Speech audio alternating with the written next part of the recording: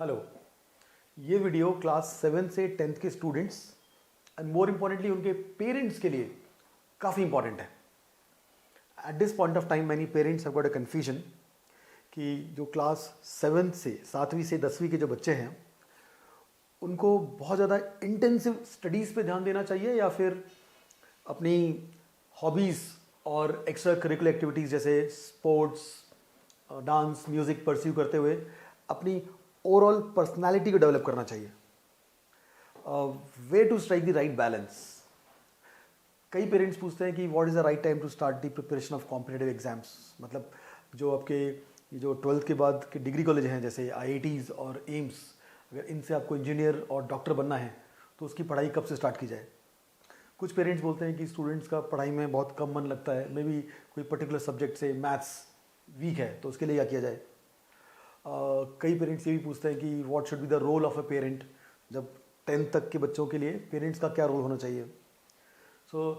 इन सब का आंसर समझने के लिए हमें एक बहुत ही इम्पॉर्टेंट फैक्ट पता होना चाहिए और वो है सिलेबस। क्लास 11th से 12th स्टैंडर्ड के ऑलमोस्ट सभी टॉपिक्स 8 से 10 तक की क्लासेस में ही इंट्रोड्यूस हो जाते हैं। सिलेबस का सेम होना इतना मैटर क्यों करता है, ये समझने के लिए मैं एक मैथ्स का सिंपल सा एग्जांपल लूँगा जिसमें सिर्फ एडिशन का कॉन्सेप्ट यूज़ होगा। तो आगे के 1-2 मिनट थोड़े टेक्निकल हैं। वैसे तो मोस्ट ऑफ द पेरेंट्स को आराम से ये चीज़ समझ में आ जाती है। मान लो 9th स्टैंडर्ड के मैथ्स के एग्ज़ाम में एक क्वेश्चन पूछा जाता है कि what is the addition of all natural numbers till 40। मतलब अगर 1 2 3 4 अप टू 40 लिख दिया जाए तो उनका एडिशन मतलब उनका टोटल कितना आएगा। तो इसको सॉल्व करने के लिए वैसे तो एक फॉर्मूला है n इंटू एन प्लस 1/2 और ये फॉर्मूला यूजुअली स्टूडेंट्स 9th-10th में अपनी मैथ्स की किताब में पढ़ लेते हैं। तो इस फॉर्मूले को हम यूज़ करते हैं पहले n नंबर्स को ऐड करने के लिए। मतलब जैसे यहाँ पर मेरे को 1 से लेके 40 तक ऐड करना है तो आप n को 40 पुट कर दोगे। तो हम n को 40 पुट करेंगे तो हमें मिलेगा 40 इंटू 40 प्लस 1/2। इसको सिंप्लीफाई करके हमें मिलता है 40 इंटू 41/2 एंड और सिंप्लीफाई करके 20 इंटू 41। अल्टीमेटली इसकी वैल्यू आती है 820। ओके, तो यहाँ पर आपका आंसर तो आ गया। अब इसी सिचुएशन को हम थोड़ा डिफरेंट पर्सपेक्टिव से एनालाइज करेंगे। तो क्वेश्चन वही है, आपको 1 से लेके 40 तक नंबर्स को ऐड करना है, बट इस वक्त बिना फॉर्मूला यूज़ किए थोड़ा उसको फंडामेंटली एनालाइज करेंगे। जैसे अगर आप नोट कर पा रहे हैं तो फर्स्ट एंड लास्ट नंबर मतलब 1 एंड 40 को अगर ऐड करते हैं तो हमें मिलता है 41। सिमिलरली 2 और 39 को जब हम ऐड करते हैं तो वापस हमें मिलता है 41। सिमिलरली जब हम 3 और 38 को ऐड करते हैं तो वापस 41। तो यहाँ पर हम एक चीज़ ऑब्जर्व कर पा रहे हैं कि वी आर गेटिंग पेयर्स, हमें जोड़े मिल रहे हैं। जैसे 1 और 40 का एक जोड़ा मिल गया 41, 2 और 39 का मिल गया अगेन 41। तो ऐसे कितने जोड़े हमें मिलेंगे, तो हमें मिलेंगे 20 जोड़े। There will be 20 pairs because 40 number हैं तो उनके 20 पेयर्स बन जाएंगे और हर एक जो जोड़ा है, हर एक पेयर है वो 41 का है। तो 41 प्लस 41 प्लस 41 हम लिखेंगे 20 टाइम्स। तो अब ये निकालना काफ़ी आसान है हमारे लिए बिकॉज सारे नंबर सेम है। तो 41 को अगर 20 बार लिखा जाए तो टोटल बनता है 41 इंटू 20 दैट इज 820। तो यहाँ पर भी वही सेम आंसर आया। There is a striking difference in perception between these two methods. भले ही आंसर सेम आ गया हो बट इन दोनों तरीकों में स्टूडेंट्स का नज़रिया एकदम डिफरेंट था। पहले केस में उसने उस फॉर्मूले को याद कर लिया। To put it in crude words हम बोल सकते हैं कि उसने मैथ्स को रट लिया। तो भले ही उसके मार्क्स आ जाएं, उसका स्कोर आ जाए एग्जाम में, बट उसने मैथमेटिकली कुछ गेन नहीं किया और नहीं उसके दिमाग का कोई अपग्रेडेशन हुआ। और बाय चांस अगर उसने गलती से प्लस का माइनस लिख दिया तो गई भैंस पानी में। तो ऐसे केस में उसके एग्ज़ाम में मार्क्स कट जाएंगे और घर वाले उसको डांटना चालू कर देंगे। बट इसमें स्टूडेंट की क्या गलती है यार, इसमें तो कहीं ना कहीं पेरेंट्स की भी उतनी गलती है बिकॉज उनको उस टाइम पर देखना था जब उसका स्टार्टिंग में अप्रोच ही गलत था। तो कई सारे ऐसे स्टूडेंट्स जो इस गलत अप्रोच से पढ़ाई करते हैं तो उनके दिमाग में पढ़ाई एक बोझ बन के बैठ जाती है और ऐसे स्टूडेंट्स को ज़बरदस्ती पढ़ाने बैठाना पड़ता है। धीरे धीरे ऐसे स्टूडेंट्स के मन में टॉपिक के लिए डर और फ्रस्ट्रेशन जैसी नेगेटिविटी आ जाती है वहीं पर अब दूसरे स्टूडेंट्स की बात करो जिन्होंने डायरेक्टली फॉर्मूले को याद नहीं किया था, प्राइमरीली उन्होंने लॉजिक को एक्सप्लोर किया, तो बट नेचुरल है कि उनके मन में उस टॉपिक के लिए काफ़ी इंटरेस्ट डेवलप हो गया होगा और उस इंटरेस्ट की वजह से उनको ज़बरदस्ती पढ़ने बिठाना नहीं पड़ता, वो खुद ही पढ़ने बैठ जाते हैं। हाँ, हो सकता है कि स्टार्टिंग फेजेस में उनके 2-5 मिनट एक्स्ट्रा चले गए हों, बिकॉज उन्होंने डायरेक्टली फॉर्मूले को तो रटा नहीं है ना, उन्होंने थोड़ा 2-4 मिनट एक्स्ट्रा इन्वेस्ट किए हैं ताकि कॉन्सेप्ट उनको समझ में आ जाए। तो जब इन क्वेश्चंस के अलग अलग वेरिएशंस को सॉल्व करते हैं तो वहाँ पर उन्हें मेजर एडवांटेज मिलता है, बिकॉज उन्हें पहले से पता होता है कि इन क्वेश्चंस को कैसे लिंक करना है, उनको लॉजिक क्लियर होता है, तो वहाँ पर उनका काफ़ी टाइम सेव हो जाता है और डायरेक्टली उनके आंसर आते हैं। एंड मोर इम्पॉर्टेंटली उन डिफरेंट क्वेश्चंस को करने के लिए उन्हें डिफरेंट फॉर्मूले नहीं रटने पड़ते, तो उनका दिमाग काफ़ी लाइट रहता है, बहुत लोड लेना नहीं पड़ता उन्हें, ये भी याद करो वो भी याद करो, बेसिक लॉजिक पता है, सब लिंक हो जाते हैं उनके। For example this question 1 + 4 + 7 up to 100, तो इन नंबर्स का एडिशन कितना होगा। तो कहने को तो ये क्वेश्चन एक दूसरे टॉपिक का है जिसका नाम है सीक्वेंस एंड सीरीज, और इसको करने के लिए भी एक दूसरा फॉर्मूला यूज़ होता है। बट जिन स्टूडेंट्स ने उस पुराने वाले क्वेश्चन को फंडामेंटली देखा होगा तो उन बच्चों को इस क्वेश्चन के अंदर भी एक लॉजिक हाईलाइट होता हुआ दिख गया होगा। एंड द लॉजिक इज, दो सब्सिक्वेंट नंबर्स के बीच में जो डिफरेंस है वो कांस्टेंट है, जैसे 1 और 4 के बीच में 3 का डिफरेंस है, 4 और 7 के बीच में 3 का डिफरेंस है। तो इसी चीज़ के चलते वो ये पॉइंट भी पकड़ लेंगे कि फर्स्ट और लास्ट नंबर जो है 1 and 100 उनको ऐड करके मिलता है 101। सिमिलरली सेकंड और सेकंड लास्ट नंबर उनको ऐड करके मिलता है अगेन 101। इसी लॉजिक को आगे बढ़ाते बढ़ाते उनका या तो 2-3 मिनट में आंसर आ जाएगा, और नहीं भी आया तो भी उनकी जो फैकल्टी है उन्हें फटाक से इसको बिना किसी नए फॉर्मूले को यूज़ किए सॉल्व करना सिखा देगी। वैसे ये मैथ्स का लेक्चर नहीं है, नहीं तो मैं भी सॉल्व कर देता, बट इस तरह के काफ़ी सारे जो छोटे छोटे वीडियोस हैं, मे बी मैथ्स के हों या फिर फिजिक्स के हों, जैसे क्रिकेट बॉल स्विंग कैसे करती है, एरोप्लेन कैसे उड़ता है, किसी सर्किट में करंट कैसे निकाला जाए, तो इनके मैंने ऐसे छोटे छोटे 5-5 मिनट के वीडियोस बनाए हुए हैं और यूट्यूब पे अपलोड करता रहता हूँ। In case if you are interested then you can subscribe for this channel, that is Prime Academy Pune. और वो कहते हैं ना कि वो बेल आइकन दबा देना ताकि आपको नोटिफिकेशंस आते रहें। Anyways, coming back to the point, तो सही तरीके से पढ़ने के बहुत सारे और भी एडवांटेजेस हैं, जैसे a curious mind has higher retention. इसको समझने के लिए हम एक सिंपल सा एग्जांपल लेते हैं। आज से 9 साल पहले, हाँ 9 ईयर्स बैक, इंडिया और श्रीलंका एक दूसरे के अगेंस्ट वर्ल्ड कप 2011 का फाइनल क्रिकेट मैच खेले थे। आपको याद है उसमें कौन जीता था? शायद याद होगा, राइट, जिसमें धोनी ने वो एक फेमस 6 मारा था, या इंडिया वो मैच जीती थी। ओके, अब ये 9 साल पुरानी बात छोड़ो, अब रिसेंट की बात करते हैं। हाल फिलहाल में, दैट इज़ 2019 में स्नूकर की एक वर्ल्ड चैंपियनशिप हुई थी इंग्लैंड और स्कॉटलैंड के बीच में। इस स्नूकर वर्ल्ड चैंपियनशिप के फाइनल को कौन जीता था? एंड इनफैक्ट इसके फाइनल का जो रिजल्ट था उसकी न्यूज़ भी हेडलाइंस में काफ़ी टाइम तक थी, but it is highly likely कि आपको इसका रिजल्ट याद नहीं होगा। वैसे इंग्लैंड जीता था। तो अब इम्पॉर्टेंट इसमें यह है कि आपको 9 साल पुरानी बात बिल्कुल अच्छी तरह से याद है और ये लास्ट ईयर की बात आपको याद नहीं है। तो इसका रीज़न क्या है? तो ऑब्वियस सा रीज़न ये है कि जब क्रिकेट मैचेस चल रहे थे उस टाइम पर आप उनको फॉलो कर रहे थे और आपके दिमाग में कहीं ना कहीं बहुत क्यूरियोसिटी थी कि कौन जीतने वाला है। और जैसे ही आपको मालूम चला कि भाई इंडिया जीत गई है, तो वो रिज़ल्ट आपके दिमाग में इतनी अच्छी तरह बैठ गया कि अभी तक है और शायद लाइफ लॉन्ग रहेगा, बिकॉज आप उसको फॉलो कर रहे थे। But at the same point of time, अगर मैं स्नूकर की बात करूं तो भले ही आपने उस हेडलाइंस को पढ़ भी लिया हो, लेकिन आपको याद नहीं होगी, क्योंकि बस आपका ना उसमें कोई मन है ना कोई इंटरेस्ट है।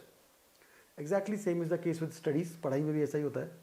जब आप किसी प्रॉब्लम को कॉन्सेप्चुअली समझ लेते हो और उसको बेसिक से सॉल्व करने की कोशिश करते हो, तो आपके दिमाग में एक क्यूरियोसिटी जगती है कि भाई इसका आंसर क्या होगा। तो हो सकता है कि आपका आंसर खुद आ जाए, दैट्स ग्रेट। बट कई बार आंसर खुद नहीं आता है, तो उस क्यूरियोसिटी के चलते जब आपकी फैकल्टी उसको समझाती है तो आपके दिमाग में वो चीज़ बहुत अच्छी तरह बैठ जाती है and it stays there for long, और उस इन्फॉर्मेशन को आप एग्ज़ाम में यूज़ करके आराम से आंसर निकाल लेते हो। तो ये जो इन्फॉर्मेशन है आपके दिमाग में काफ़ी लंबे टाइम तक रहती है। दैट्स आई टोल्ड यू कि retention is very high and that is a big advantage.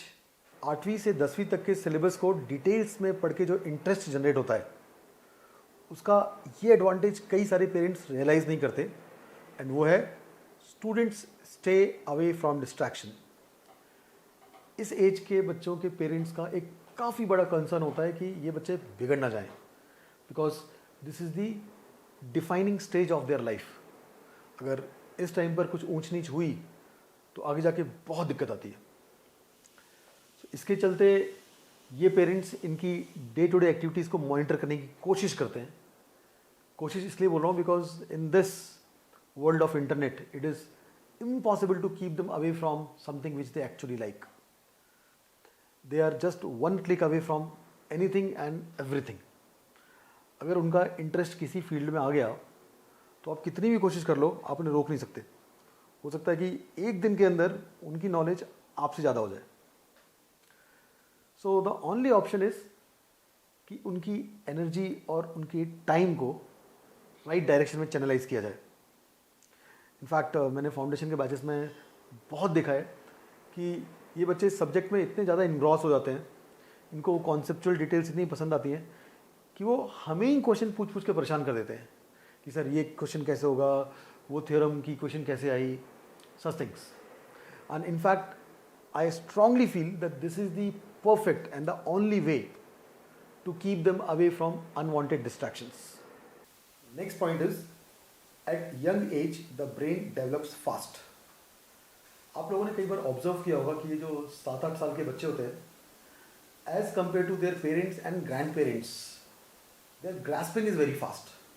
For example अगर इनको कोई नई लैंग्वेज या फिर कोई इलेक्ट्रॉनिक गैजेट जैसे मोबाइल या लैपटॉप दिया जाए तो ये जल्दी सीख जाते हैं। बायोलॉजी की टर्म्स में इसको हम बोलते हैं न्यूरोप्लास्टिसिटी। अगर सिंपल लैंग्वेज में बात की जाए तो यंग एज में इन बच्चों का दिमाग काफ़ी अडेप्टिव होता है, और अगर ये अपने दिमाग को यंग एज में ही एनालिसिस के लिए यूज़ करें तो वो काफ़ी फास्ट हो जाता है और उनका आईक्यू बढ़ जाता है। एकेडमिक्स के पॉइंट ऑफ व्यू से बात की जाए तो अगर वो सिंपली इन मैथ्स और साइंस के फॉर्मूले को रटे ना, रट्टा मारने की बजाय वो इनके कॉन्सेप्ट्स के पीछे की जो साइंटिफिक और लॉजिकल रीजनिंग है उनकी इन डेप्थ एनालिसिस करें, और उसके बाद में अब जो ट्रिकी क्वेश्चंस हैं मैथ्स और साइंस के उसमें अपना दिमाग लगाएं, एंड अल्टीमेटली जो उनके मॉक टेस्ट होते हैं उसमें टाइम कंस्ट्रेंट में अंडर द एग्जाम प्रेशर इनको सॉल्व करें। तो बट नेचुरल है कि जो पूरी की पूरी एक्सरसाइज एक कम उम्र में करने की वजह से उनका दिमाग काफ़ी फास्ट हो जाता है। जो कॉम्पिटिटिव एग्जाम्स को क्लियर करके उन्हें टॉप कॉलेज जैसे आईआईटी और एम्स मिलते हैं, ये तो उसका एक साइड प्रोडक्ट है। मेन एडवांटेज जो है वो है इनका डेवलप्ड ब्रेन। और जो डेवलप्ड ब्रेन है ये ने अकेडमिक्स में ही नहीं बल्कि बाकी चीज़ों में भी जनरली आगे रखता है, भले ही वो पॉलिटिकल डिबेट ही क्यों ना हो। और यही एक शार्प ब्रेन मेन रीज़न है कि बहुत सारे आईआईटीएंस ने काफ़ी यंग एज में बहुत बड़ी बड़ी और सक्सेसफुल कंपनीज खोल रखी हैं, जैसे ओला, फ्लिपकार्ट, स्नैपडील, मैंत्रा, जोमेटो, ऐसी काफ़ी सारी कंपनीज। अच्छा, कुछ और भी ब्रेनस्टॉर्मिंग एक्टिविटीज़ हैं जैसे पजल सॉल्विंग या चेस, जिससे आप यंग एज में अपने दिमाग को स्टिमुलेट कर सकते हैं। बट मैथ्स और साइंस का जो डुअल बेनिफिट है वो ये है कि इसमें आपके ग्रे सेल्स मतलब आपका दिमाग तो ऑफकोर्स डेवलप होता ही है, बट साथ साथ आप इन कॉम्पिटिटिव एग्जाम में भी अच्छा परफॉर्म कर जाते हैं, जिससे आपका करियर सेफ हो जाता है। Flexibility is yet another advantage for दो students who try to gain the conceptual clarity at early stage. Example के तौर पर क्लास 9th में एक टॉपिक है न्यूटन्स लॉ ऑफ मोशन। कहने को तो अगर आपको सिर्फ स्कूल में मार्क्स चाहिए तो इस लॉ की स्टेटमेंट याद कर लो, आपके नंबर आ जाएंगे, भले ही आपको लॉ समझ में आए या ना आए। बट जिन स्टूडेंट्स को ये लॉ कॉन्सेप्चुअल क्लैरिटी के साथ एकदम फाइन डिटेल्स के साथ समझाई जाती है, उनमें देखा गया है कि वो इस लॉ के जेई और नीट लेवल के क्वेश्चंस भी, जो कि उन्हें एक्चुअल में क्लास 12th के बाद फेस करने हैं, अभी से ही आराम से सॉल्व कर लेते हैं। अच्छा, ये लॉ वापस से क्लास 11th में आती है, बट इन स्टूडेंट्स को 11th में जाकर कुछ नया टॉपिक नहीं लगता, ये बिकॉज उन्होंने पहले ही कर चुकी होती है। फर्स्ट हैंड एक्सपीरियंस के लिए आप मेरा एक वीडियो देख सकते हैं जिसमें मैंने क्लास 8th के स्टूडेंट्स को, 9th के भी नहीं है, 8th के स्टूडेंट्स को न्यूटन्स लॉ ऑफ मोशन पढ़ाया था। In this session, we'll be solving few of the problems which I gave you last time, and I'm assuming that you have gone through my previous lecture. और इस lecture में इन students ने ना हंसी खुशी एकदम मजाक मजाक में न्यूटन्स लॉ ऑफ मोशन के जेई और नीट लेवल के क्वेश्चंस आराम से सॉल्व कर लिए थे। तो इस पूरे प्रोसेस का एक बहुत बड़ा एडवांटेज ये है कि हम लोगों के ऊपर स्कूल्स की तरह रिस्ट्रिक्शंस नहीं है। जैसे स्कूल के अपने खुद के कुछ कंस्ट्रेंट्स हैं जिनकी वजह से वो 8th क्लास के बच्चे को 8th क्लास की स्टडीज़ ही करा सकते हैं और वो बच्चा क्लास 12th की स्टडीज़ 4 साल के बाद ही कर पाएगा। बट यहाँ पर ऐसा देखा गया है कि यूजुअली अगर किसी बच्चे को हम 8th से केटर करना स्टार्ट करते हैं तो उसका एक स्टैंडर्ड तो अपग्रेड हो ही जाता है, मतलब वो 1 साल पहले ख़त्म कर देता है। और अगर आप देखेंगे कि जेई, नीट, ओलंपियाड, केवीपीवाई और एनटीएसी एग्जाम्स के जो टॉपर्स हैं वो मोस्ट ऑफ द टाइम वही बच्चे हैं जिन्होंने अपनी स्टडीज़ थोड़ी पहले स्टार्ट कर दी थी। इनफैक्ट लास्ट ईयर की बात करूं तो हमारे पास एक स्टूडेंट था मुस्तफ़ा चश्माए। लकीली इसके पेरेंट्स एजुकेशन सिस्टम को लेकर काफ़ी अवेयर थे, बिकॉज मुस्तफ़ा का बड़ा भाई हुज़ैफ़ा चश्माए वो आईआईटी बॉम्बे से कंप्यूटर साइंस में बीटेक कर रहा था। आप लोगों को शायद पता होगा कि इंडिया की सबसे ज़्यादा रेप्यूटेड टेक्निकल डिग्री है आईआईटी बॉम्बे की कंप्यूटर साइंस, और हुज़ैफ़ा चश्माई ने भी अपनी आईआईटी की प्रिपरेशन प्राइम एकेडमी से की थी। तो उसके जस्ट बाद मुस्तफ़ा ने भी क्लास 9th में प्राइम ज्वाइन किया और 9th-10th में ही उसने इफेक्टिवली 11th-12th ख़त्म कर लिया था। और अल्टीमेटली जेई में उसकी ऑल इंडिया रैंक 91 थी and he was the only student from Pune who qualified for international physics olympiad camp. अच्छा, ये तो बहुत चलो स्पेशल स्टूडेंट की बात हो गई, बट इन जनरल भी इसका मतलब ये नहीं कि हर बच्चे पर प्रेशर डाला जाएगा। हो सकता है किसी स्टूडेंट का नेचुरल इंक्लिनेशन किसी और फील्ड में हो, तो ऐसे केस में वो अपने स्कूल के रूटीन प्रोसेस के हिसाब से अपनी पढ़ाई कर सकता है। और बट जहाँ हमें लगा कि ये स्टूडेंट हायर लेवल सस्टेन कर सकता है तो उस केस में उसका लेवल अपग्रेड कर दिया जाता है, और this is the big advantage because as I said we don't have any restriction. अच्छा, same is the thought process of many experts in education system.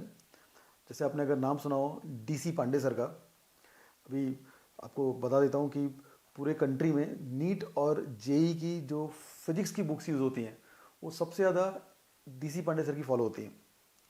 And fortunately उनके बेटे ने भी प्राइम एकेडमी ज्वाइन किया था, और प्राइम के बाकी स्टूडेंट्स लकी हैं कि डीसी पांडे सर की मेंटरशिप उनको मिलती है। तो इन सर के साथ मेरा कुछ टाइम पहले एक इंटरव्यू शूट हुआ था, मैं उसकी एक छोटी सी क्लिप आपको दिखाता हूँ जो आपके लिए काफ़ी हेल्पफुल होगी। सर, जेई या नीट के लिए बच्चे यूजुअली 9th स्टैंडर्ड से प्रिपरेशन शुरू कर देते हैं। सो सर, आपको क्या लगता है what is the right time और right age to start the preparation? ये तुमने थोड़ा मेरे मन की बात एक्चुअल में छीन ली है। मेरे हिसाब से वैसे राइट एज 9th है, मतलब जो है अगर आप 9 से प्रिपरेशन स्टार्ट करते हो तो आपको 4 इयर्स का टाइम मिलता है। अब एक्चुअल में क्या है कि आजकल क्या है, सारे बच्चे तैयारी कर ही रहे हैं, मोस्ट ऑफ द स्टूडेंट्स तैयारी कर रहे हैं, तो एक्चुअल में तो 2 इयर्स का कोर्स है, सही पूछते तो 2 इयर्स का कोर्स है, बट आपने अपने कंफर्ट के लिए उसको 4 इयर्स में अगर आप स्ट्रेच कर देते हो तो आप बिना किसी प्रेशर के और बहुत ज़्यादा लोड लिए हुए जो है आप उसको आराम से कोप अप कर जाओगे। जैसे मैं 1-2 एग्जांपल्स आपको बताता हूँ। मेरे घर से बॉम्बे, मैं पुणे में रहता हूँ, तो पुणे से बॉम्बे का करीब करीब जो है आप ये समझिए कि ट्रैवलिंग टाइम 3 आवर्स है। एक्चुअल में 3 आवर्स ही है, मतलब मेरे वहाँ से 3 घंटे लगते हैं देखा जाए तो। अब सपोज करो मेरी वहाँ पे कोई मीटिंग है, अब मैं बिल्कुल कट टू कट अगर 3 आवर्स लेके चलूँगा तो ऑब्वियस सी बात है क्या होगा कि मैं तेज़ भी चलाऊँगा, दिमाग में प्रेशर भी रहेगा मेरे, और मैं रास्ते में रुक भी नहीं सकता कह लीजिए आप जो है। लेकिन अगर मैं उसमें थोड़ा सा स्ट्रेच करके मैं मान लीजिए 5 या 6 आवर्स का उसको कर दूं, पहले से स्टार्ट कर दूं जर्नी, तो मैं जर्नी भी इंजॉय करूंगा, आराम से चलाऊंगा, बहुत आराम से चलाऊंगा, रास्ते में चाय पानी भी पीऊंगा। तो वही है कि अगर आप 9 से स्टार्ट कर देते हो, वो भले ही कोर्स 2 इयर्स का है, बट आप अपने कंफर्ट के लिए उसको थोड़ा सा स्ट्रेच कर देते हो तो आपके लिए बेटर रहेगा। आपको इस बात का एकदम फील आ गया होगा कि ये अर्ली स्टार्ट आपके प्रेशर को बढ़ाती नहीं है, बल्कि इस प्रेशर को रिड्यूस करने में आपकी बहुत हेल्प करती है। इनफैक्ट आपकी सक्सेस के चांसेस भी इसमें बहुत ज़्यादा बढ़ जाते हैं। अच्छा, अगर आपको ये DC पांडे सर का पूरा वीडियो देखना है तो यूट्यूब पे प्राइम एकेडमी के चैनल पे ये अपलोडेड है, और टाइम टू टाइम काफ़ी सारे इस तरह के इन्फॉर्मेटिव वीडियोस वहाँ पर अपलोड किए जाते हैं। अनफॉर्चुनेटली कई सारे पेरेंट्स एंड स्टूडेंट्स को ये सारी क्रूशियल इन्फॉर्मेशन सही टाइम पे नहीं मिल पाती, और प्राइमरीली उनका एम रहता है कि जिस भी स्टैंडर्ड में है, मान लो क्लास 9th में है तो 9th में उसके मार्क्स अच्छे आ जाएं, और मोस्ट ऑफ द टाइम देखा गया है ऐसा होता है कि बिना कॉन्सेप्ट्स क्लियर किए भी नंबर अच्छे आ जाते हैं। बस वहाँ पर बच्चे खुश, पेरेंट्स खुश, और वहाँ पे एक इल्यूजन क्रिएट होता है। मतलब सब लोग हैप्पी हैं, उनको पता नहीं चलता कि गड़बड़ चल रही है, और वो काफ़ी रिस्की है एक्चुअली, बिकॉज कहीं ना कहीं वो बच्चा एक बहुत बड़ी एडवांटेज जो उसे मिल सकती थी वो लूज़ कर देता है, एक अपॉर्चुनिटी लूज़ हो जाती है वहाँ पर। At the same point of time वो सारे पेरेंट्स जिनको ये इन्फॉर्मेशन एकदम सही टाइम पे मिल जाती है, तो उनके लिए ये एक टर्निंग पॉइंट बन जाता है। इनफैक्ट पूरी लाइफ में याद रहता है कि हाँ, उस पॉइंट पे हमने एक राइट डिसीजन लिया था।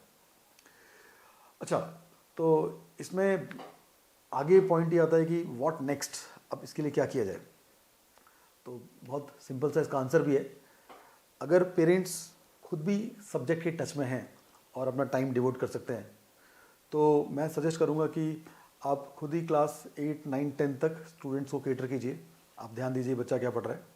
इनफैक्ट मेरे फादर एयरफोर्स में थे, और वो ऑफिस जाने से पहले 2-3 घंटा खुद किताब पढ़ते थे, और उन्होंने ही मुझको और मेरे भाई को 8, 9, 10th में मैथ्स और साइंस के बेसिक कॉन्सेप्ट सिखाए थे। In fact my brother did his BTech from IIT Delhi and I did my BTech from IIT Bombay. अच्छा, फॉर एनी रीज़न अगर पेरेंट्स सब्जेक्ट के टच में नहीं है या फिर टाइम नहीं दे सकते, तो ऐसे केस में मैं स्ट्रांगली सजेस्ट करूँगा कि आपके सिटी में कोई ना कोई अच्छी कोचिंग क्लास होगी, वहाँ पर फाउंडेशन बैच ज्वाइन करा दीजिए। किसी कोचिंग क्लास को कैसे चूज़ करना है, इसके लिए मैंने एक डिटेल्ड वीडियो यूट्यूब पे अपलोड किया हुआ है। How to choose a coaching class. ये क्वेश्चन उतना ही इंपॉर्टेंट है जितना कि ये क्वेश्चन कि पढ़ाई कैसे की जाए। लास्ट के 2 मिनट में मैं आपको प्राइम एकेडमी के बारे में बता देता हूँ। प्राइम एकेडमी स्टूडेंट्स को वेरियस कॉम्पिटिटिव एग्जाम्स जैसे JEE, नीट एंड NDA के लिए ट्रेन करता है, और क्लास 8 से 10 तक के स्टूडेंट्स के लिए फाउंडेशन कोर्स ऑफर किया जाता है। प्राइम की सबसे बड़ी स्ट्रेंथ है यहाँ की फैकल्टी टीम, जो कि लगभग पिछले 10-11 साल से ऑलमोस्ट सेम है, और ये सभी IIT के ग्रेजुएट्स हैं। रिजल्ट्स की बात की जाए तो परसेंटेज सक्सेस में प्राइम का नाम काफ़ी ऊपर आता है। लास्ट ईयर 2019 में लगभग 240 बच्चों में से 202 बच्चों ने JEE मेंस निकाला था, और 80+ बच्चों ने JEE एडवांस। इनफैक्ट महाराष्ट्र का वन ऑफ द टॉपर्स, जिसकी बात अभी थोड़ी देर पहले हमने की, मुस्तफ़ा चश्माई, भी प्राइम एकेडमी से था। Hello everyone, this is Mustafa Chasmai. I secured AI 91 in JEE Advanced 2019, that is last year. I am a student of Prime. My elder brother Huzefa Chasmai, who is pursuing BTech in Computer Science from IIT Bombay, was also a student of Prime. So I joined Prime just around after my 8th standard. तो like तभी science में थोड़ा बहुत interest था, और like हाँ time join कर लिया। यहाँ पे आके इतनी सारी नई नई चीज़ें सीखे, लाइक इंटरेस्ट काफ़ी बढ़ गया। मैं 11th-12th के कॉन्सेप्ट जो काफ़ी डेप्थ में 9th-10th में ख़त्म कर दिए थे, तो by the end of 10th मैंने 11th-12th का सिलेबस ख़त्म हो गया था। सो लाइक ये जो अर्ली स्टार्ट थी उसके काफ़ी सारे एडवांटेजेस थे। लाइक एक तो जैसे जो 11th-12th में काफ़ी सारा प्रेशर आ जाता है, वो काफ़ी हद तक रिलीव हो गया था मेरा, क्योंकि ऑलरेडी मेरा सिलेबस ख़त्म हो चुका था, और मुझे लाइक डबल टाइम मिला। नॉर्मल 2 साल की जगह पे मुझे 4 साल मिल गए। सो और भी काफ़ी इंटरेस्टिंग चीज़ें, जैसे लाइक DC पांडे सर, तो उनकी एक नई बुक बना रहे थे, तो लाइक उसकी एक ड्राफ्ट कॉपी थी, मुझे प्रूफ चेकिंग के लिए दे देते थे, तो मेरी प्रैक्टिस भी हो जाती थी, और उनकी इधर उधर प्रिंटिंग मिस्टेक्स भी पॉइंट आउट हो जाते थे। लाइक हाँ, काफ़ी इंटरेस्टिंग है, क्योंकि DC पांडे सर को तो पूरे इंडिया जानती है, और लाइक मुझे उनकी बुक को प्रूफ चेक करने का मौका मिला। So that's a big thing. बाकी लाइक इन जनरल काफ़ी सारे एडवांटेज होते हैं, जैसे लाइक मॉक टेस्ट, जो कि काफ़ी इंपॉर्टेंट पार्ट है किसी भी JEE प्रेप का। तो लाइक बिकॉज मेरा सिलेबस इतना जल्दी ख़त्म हो गया था, I could devote a much larger time in doing mock test. So this is one of the other advantages of an early start. So yeah, early start is a very good thing. So I would recommend any serious JEE aspirant to try an early start. So if you're not too late, don't be too late. Best of luck. Bye. I hope and wish that down the line you will also make your parents and teachers proud like him. So before I wind up, let me just quickly tell you about Prime Academy's Foundation Batch curriculum. ये foundation batch 8th से 10th class के बच्चों के लिए है. जून से Feb तक के 9 मंथ्स का ये कोर्स है, जिसमें हर एक वीक आपके लगभग 4 से 6 घंटे के लेक्चर्स होते हैं. लॉकडाउन से पहले हम इन स्टूडेंट्स को पर वीक 2 लेक्चर्स के लिए बुलाते थे और एक लेक्चर 2 घंटे का होता था. बट अभी लॉकडाउन में बच्चों के पास टाइम थोड़ा ज़्यादा है और आने जाने में भी टाइम वेस्ट नहीं होता है, because you are just 1 click away from your lectures. तो हमने थोड़ा लेक्चर बढ़ा दिए हैं.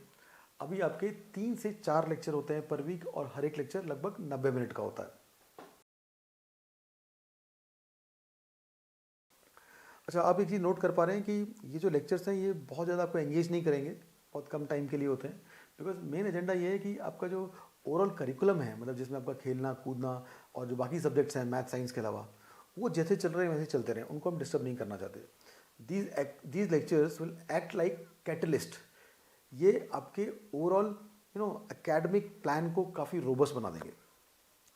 और इन लेक्चर्स का जो एजेंडा है वो है आपके जो कॉन्सेप्ट्स हैं वो क्लियर हो जाएं. सेकेंडली जो सब्जेक्ट है उसमें अगर आपको कोई डर है तो डर दूर हो जाए और आप उस सब्जेक्ट को लाइक करने लग जाएं. आपके दिमाग का अपग्रेडेशन हो जाएगा एंड डिस्ट्रैक्शन से आप एकदम दूर हो जाओगे. एंड और भी छोटी छोटी चीज़ें हैं, जैसे इस छोटी एज में स्टूडेंट्स टाइम और स्ट्रेस मैनेजमेंट जैसी चीज़ सीख जाते हैं. बिकॉज हम हर मंथ इन बच्चों का एग्ज़ाम लेते हैं जिसमें उन्हें जज करना पड़ता है कौन सा क्वेश्चन करना है, कौन सा क्वेश्चन नहीं करना है. और फिर उस जजमेंट के बाद अंडर एग्ज़ाम प्रेशर उस टाइम कंस्ट्रेंट के साथ क्वेश्चन को सॉल्व करना पड़ता है. तो उसमें देखा है मैंने बच्चे बहुत हद तक टाइम और स्ट्रेस मैनेजमेंट वाली स्किल्स भी सीख जाते हैं. सो आई बिलीव ये जो भी बातें मैंने आज की ये पेरेंट्स और स्टूडेंट्स को शायद काफ़ी हेल्प करेंगी इनकी एकेडमिक जर्नी में. And always remember that these successful students, or for that matter successful people, don't do different things, they do things differently. Best of luck.